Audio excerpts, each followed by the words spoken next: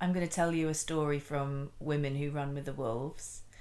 And so I trained with Dr. E. She says no one pronounces her name correctly, so could we please just call her Dr. E? So I trained with Dr. E about 4 years ago. Time's hard to measure now, Abe. It's like pre-COVID, post-COVID. I find reaching across that bridge hard to measure. I think it's about 4 years ago. And so she said that she didn't want anyone to tell her stories without disseminating them afterwards, that they were teaching stories and that they needed to be bridged with the teaching. And in that way, she gave me permission to tell these stories in this way. So I'm going to tell the story and then I'm going to break down a little bit of the meaning of the story. And when we go through the story and when I do our Wolves Mending and Dreaming course, then we would do some crafting and some writing and some kind of internal questioning around these things as well, just to get it all in the different layers of our body and kind of activated in the different layers of our body, so that our liminal places, our imaginal places and our dream places can all begin to work with the medicine of this story. Once upon a time, there were 3 sisters that were all courted by the same man. They were a little afraid of him because his beard was an odd shade of blue. So he had to really persuade them this day to go out with him. And they did. And he invited their mother to bring her along, he said. And they thought, well, if mother's coming, what possibly can happen? And when he arrived, the horses were resplendent with bells and ribbons. And they mounted the horses and they went slowly and gaily into the woods. And when they arrived in the woods, he lay out a sumptuous feast for them. And he regaled them with jokes and he told them about his power and his prowess and all the things that he had seen and all the wonderful things that he had done. They were very impressed. But when they got home, the 2 older sisters, they remembered that his beard was blue. And they didn't feel then like seeing him again. But the youngest sister, she thought, well, I mean, he was so charming. How can anyone who's really charming be bad? And so she allowed herself to be taken out again and again and again. And she decided that she would marry him. And that's what she did. She married him. And the elder sisters, they were a bit jealous at the wedding because it was such a beautiful and exquisite affair. It was clearly cost a fortune. There were everything. There was an orchestra playing in the cathedral. There was corsages for everybody. Beautiful, rare flowers pinned to each woman and each man's lapel. They had exquisite music playing all night and food to make you dizzy. And then, of course, the youngest daughter went back to live in his castle with him. And that was wonderful too. She felt like a queen. But one day, Bluebeard came to her and he said, I'm going away. Now, you can help yourself to anything. Make yourself at home, my dear. It wasn't really that necessary to say because it actually was her home. Nonetheless, he said it. He said, here are my keys and you can help yourself to anything you like. You can go anywhere you like except... He held up a very small key. Don't open this door. Oh, of course not. Of course I won't. I'll do just as you say, she said. And she kissed him. Mwah, mwah, and off he rode. Now, the elder sisters, they came as soon as they knew that Bluebeard had gone because they could not wait to have a proper look around the castle without him being there. And when they found that she had this big ream of keys, they were like, oh, let's open every door. And she said, oh, yeah, except this one, she said. He just asked me not to go in this door. Oh, whatever, they said. And they opened the doors. There were great money houses and they flung coins up in the air and they made a mess. closed the doors, and they went into the storehouses of grain and great food stored, and the wine cellars. They went into the kitchens, they went into the great halls, they went into all the places in the house, until they had opened every single door and used every single key, except one. In fact, they hadn't even found a door that it would fit into, and they were just standing by the door of the cellar, mulling over how strange this was, when they heard a sound. And they looked, and a door beside them was just closing. And they looked at it. It was only small, and they tried it. It was locked. This must be the door that the little key belongs in. Oh, come on, let's open it, said the older sisters. Let's open it. Let's see what's in there. We'll just have a peek. And so the youngest sister, not wanting to feel as though she'd been told what to do, agreed, and she opened the door. But there was nothing but darkness inside. And they called for some candles, and they got some candles, and they lit the candles, and they shoved the candles in the chamber.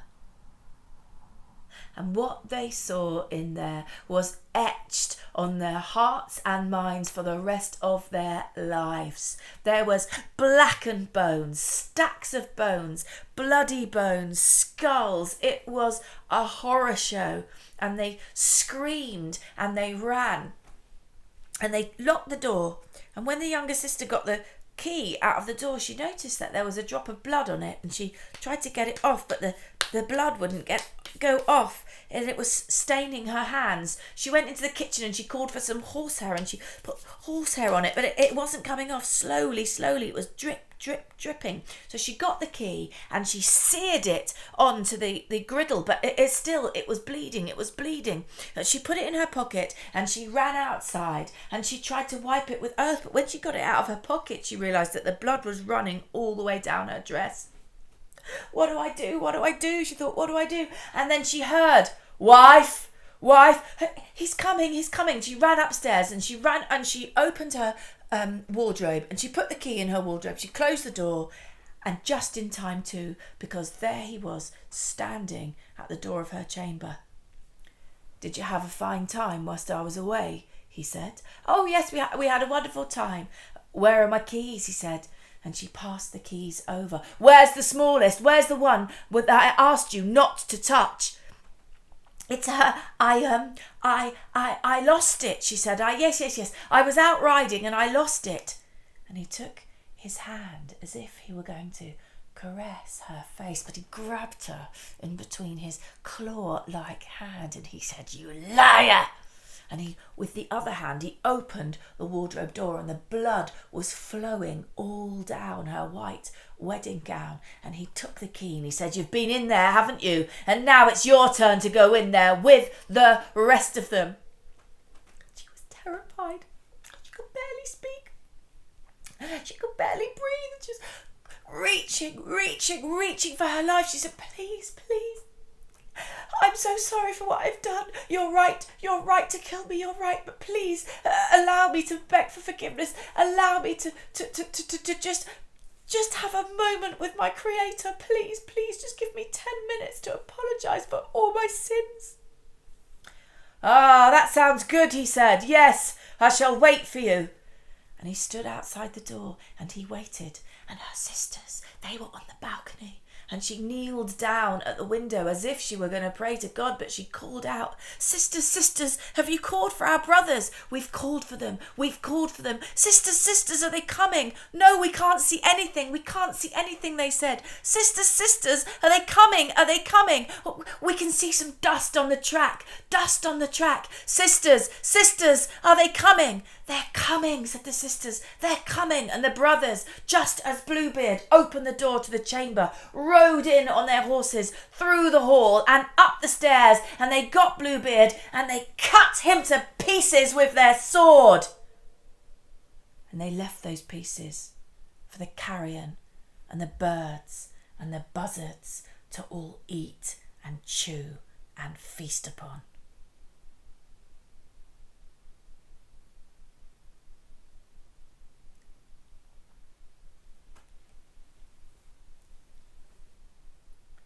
in our culture of couples, in our happy ever after of Disney, there's an instruction booklet within a lot of young women, within most young women, who are looking for a man because they feel pressured to be married. And in that way, what woman doesn't know the scenario of trying to fit a man into a box that we've made for them? And in that way, the naive parts of us, the fast asleep parts of us, Dr. E calls us the blueberry-eyed maiden, need to be awake so that we understand that there are predators in this world. And she talks about the natural predator of the psyche, and that there is always, when new growth grows within us, there's always a place that might not want to shift or change or make space for, that will try to shut that place down.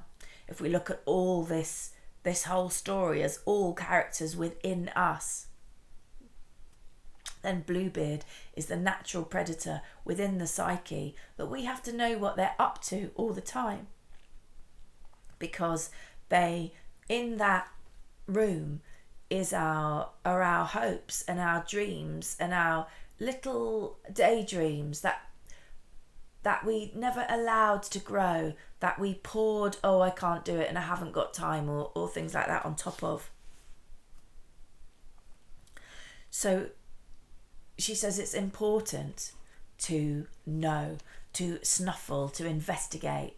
This story is all about, I always see the image of the duck who is, say a swan kind of gracefully gliding along, but the legs are going like stink underneath. It's like knowing what each aspect of us is doing, that what, if I go on Facebook for 2 hours, what that's actually costing me, what that's actually robbing me in terms of my own creativity and aliveness.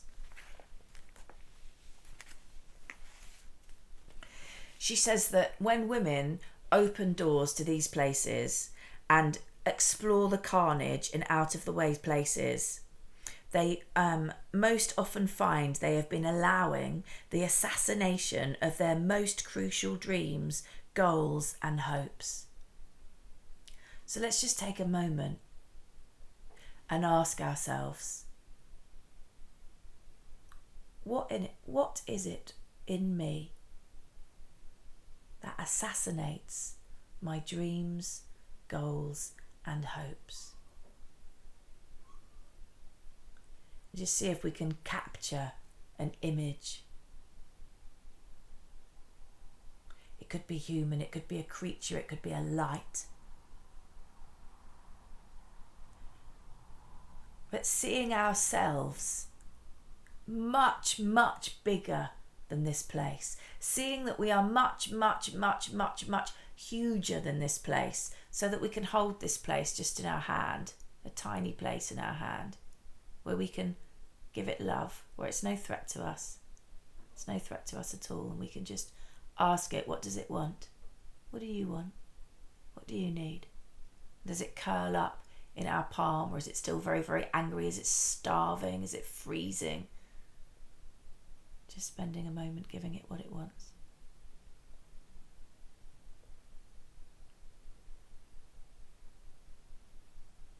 And then placing it somewhere, either within or without of our body, where we can keep an eye on it, but putting a chalk circle around it so that it can't infest or infiltrate in other parts of us. Often these places can be great allies for us.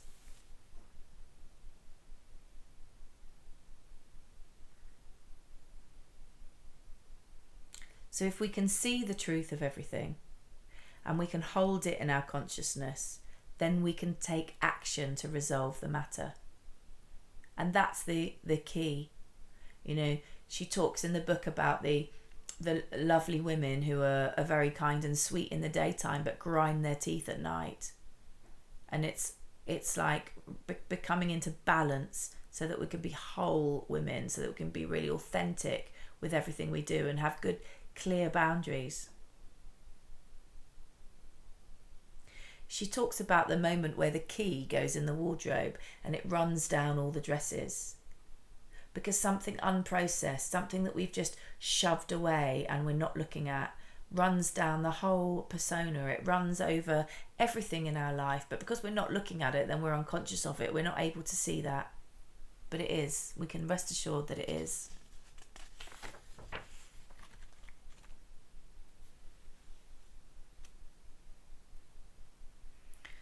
So these are some questions that I sometimes work with automatic writing. So if you want to pause and do some automatic writing, you can. What do I know deep in my ovaries that I wish I did not know? What of me has been killed or lays dying? And just without judgment, just write.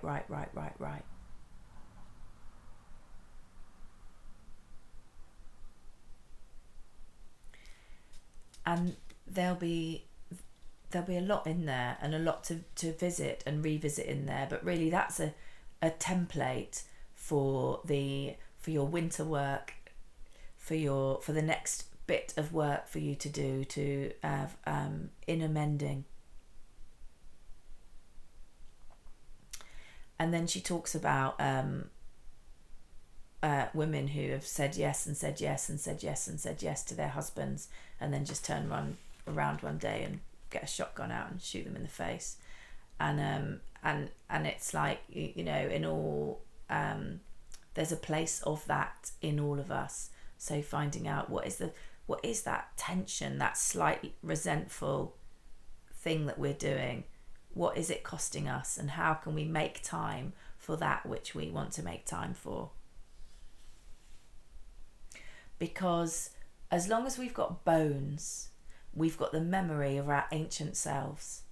And so it's all in our bones. There's nothing lost. It's all retrievable.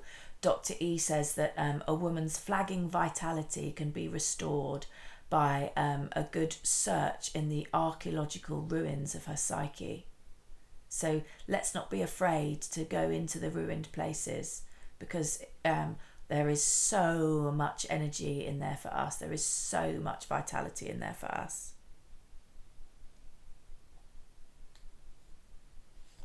And it's a full-on story, and I think it's important that it's a full-on story because it's to contradict that place of like, oh, I'll do it tomorrow, or it really doesn't matter.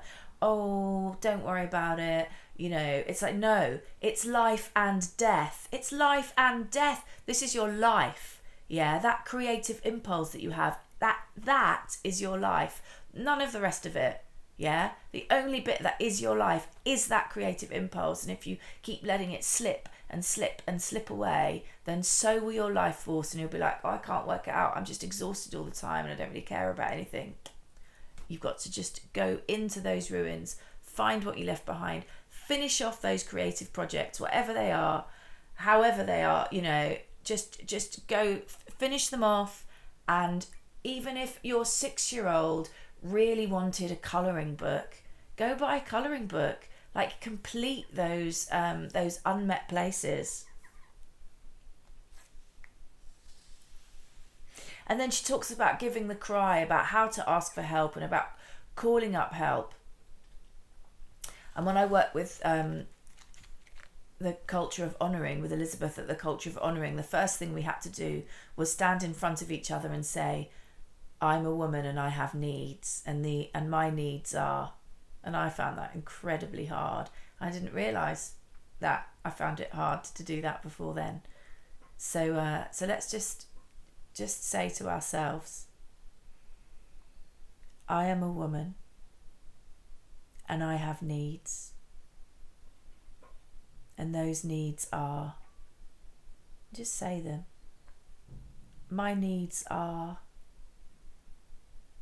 to be able to tell stories to someone. My needs are to be able to work things out, to have someone that I can talk to work things out with when my own thinking feels limited. And I know you've got your version of that. So say them, speak them orally, and then you can try writing them down. And just finally, she talks about the sin eaters, the birds at the end that eat away, because everything is transformed. Even the Bluebeard energy in us is the compost for life. It's all the life, death, life cycle. So we're not killing anything. We are transforming.